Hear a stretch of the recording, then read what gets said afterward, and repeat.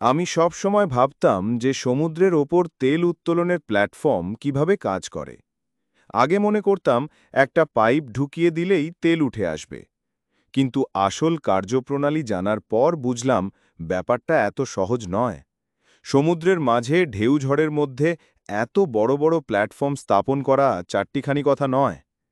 সাধারণভাবে যদি পানির গভীরতা ৫০০ মিটারের মধ্যে হয়, তখন জ্যাকেট ফিক্সড প্ল্যাটফর্ম ব্যবহার করা হয়।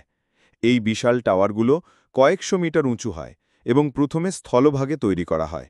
এরপর বার্জ এবং টাগবোটের সাহায্যে এগুলোকে নির্ধারিত সমুদ্রস্থানে নিয়ে যাওয়া হয়। সেখানে পৌঁছে এই টাওয়ারগুলোকে ডুবিয়ে সমুদ্রতলে স্থাপন করে শক্তভাবে গেঁথে দেওয়া হয় এবং ওপরে মূল প্ল্যাটফর্মটি বসানো হয়। কিন্তু যদি পানির গভীরতা বেশি হয়, তখন এই পদ্ধতি চলে না।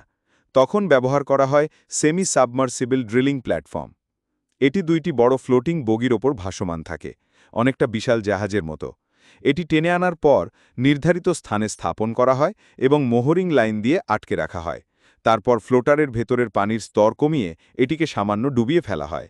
এভাবে প্ল্যাটফর্মের ভারকেন্দ্র নিচে চলে যায় এবং উত্তাল ঢেউয়ের দোলন কমে যায়। একটা বড় তেল উত্তোলন প্ল্যাটফর্ম আসলে একটি ভাসমান শহরের মতো। চারপাশে থাকে ক্রেন, যা মালামাল ওঠানো নামানোর কাজে লাগে। থাকে কর্মীদের জন্য থাকার জায়গা, খাওয়া দাওয়া ও বিশ্রামের জায়গা। প্রায় সব প্ল্যাটফর্মেই হেলিপ্যাড থাকে, যাতে জরুরি পরিস্থিতিতে লোকজন ও মালপত্র দ্রুত পরিবহন করা যায়। নিরাপত্তার জন্য জরুরি লাইফ বোট অবশ্যই থাকে। প্ল্যাটফর্মে বিভিন্ন ধরনের ট্যাঙ্ক থাকে, যাতে পানীয় জল, জ্বালানি ইত্যাদি সংরক্ষণ করা যায়। একে বলা হয় ফ্লেয়ার টাওয়ার। এখান থেকে আগুন জ্বলতে দেখা যায়, কারণ তেল উত্তোলনের সময় অনেক সময় প্রাকৃতিক গ্যাস বের হয়, যেগুলো পুড়িয়ে ফেলা হয় দুর্ঘটনা এড়াতে। সবচেয়ে গুরুত্বপূর্ণ অংশ হল ড্রিলিং টাওয়ার। এটাই তেল উত্তোলনের কাজ করে। কাঁচা তেল থাকে বহু স্তরের কঠিন মাটির নিচে। ওপরিস্তরের মাটি নরম হওয়ায় ধসে পড়ার আশঙ্কা থাকে, তাই ড্রিল বিট কেসিং পাইপের সঙ্গে সমান্তরালে খনন করে।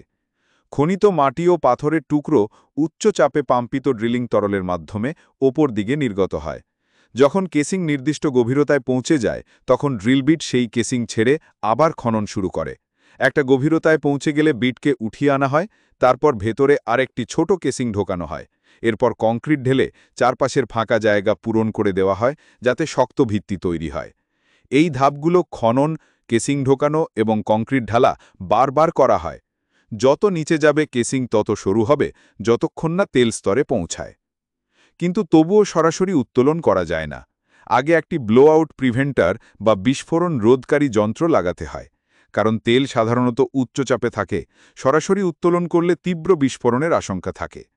ব্লো আউট প্রিভেন্টারের ভেতরে রাবার সিল সহ রিং এবং র্যাম সিস্টেম থাকে।